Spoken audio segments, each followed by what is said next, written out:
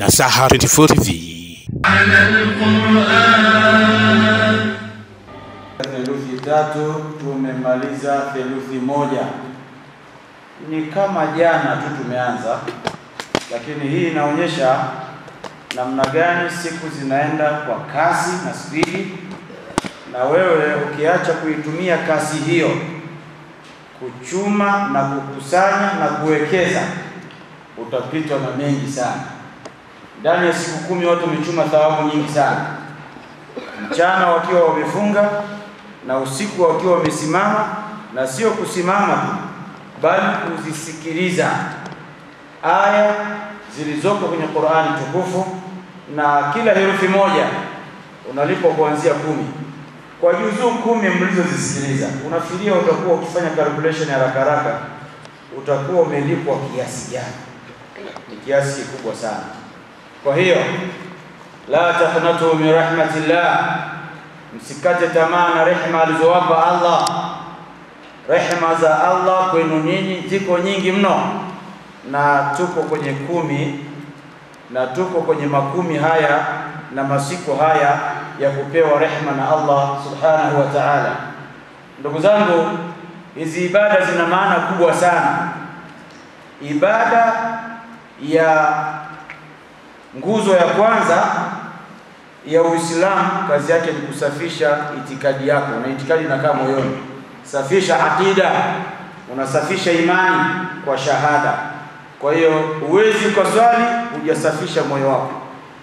Swala ni maombi, dhikri, tasbihi, lakini ndani yake pia pana faida katika kiwiliwili chako. Wanasema kipindi ambacho mja anakuwa karibu sana na Mola wake kama anapokuwa ameweka kipaji chake cha uso chini. Na wanasema watu biolojia, hakuna kipindi ambacho mja oxygen inakwenda kwa wingi sana kichwani kuliko kipindi ambacho umesujudu. Ukisujudu, damu nyingi inakwenda kichwani, na damu ndio inayosupply oxygen kwenye mwili wako.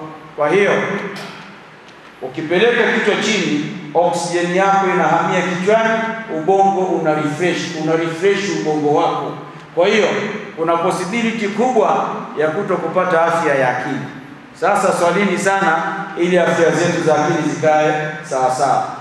Swala 5 kwa siku, rakaa 17 kwa siku, unaitengeneza afya ya akili kiasi gani kwa wewe unayeswali? Kwa hiyo swala sio tu kwa faida ya mwingine, ni kwa faida yako, kwa afya yako.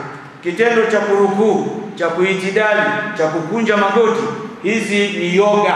Unafanya mazoezi bila wewe mwenyewe kujijua, na umri wa watu walioswali sana, umri wao ulikuwa mrefu sana, basi na kupata matatizo yoyote ya viungo. Kwa hiyo tuendelee kuswali na tuendelee kufunga. Kwa hakika safari yetu inaenda vizuri, na tumebakisha masiku machache ya kuhesabika ili tuweze kukamilisha safari yetu tunapoelekea Ramadhani. Sasa hivi ishafika theluthi moja hiyo, na tumebakiza theluthi 2.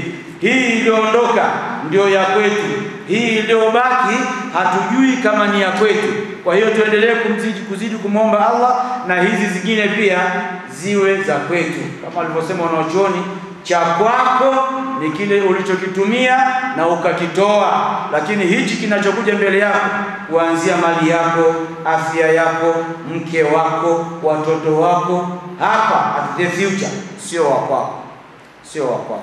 Kwa hiyo ili tuendelee kumiliki vya kwetu ni kufanya haya. Mfano tarawih ya leo, hii tarawih ya leo ndio ya kwetu, ya kesho hatuijui, sio ya kwetu, bado hatujashika mkononi. Itakapofika tukiiswali tena itakuwa tayari ni miliki yetu.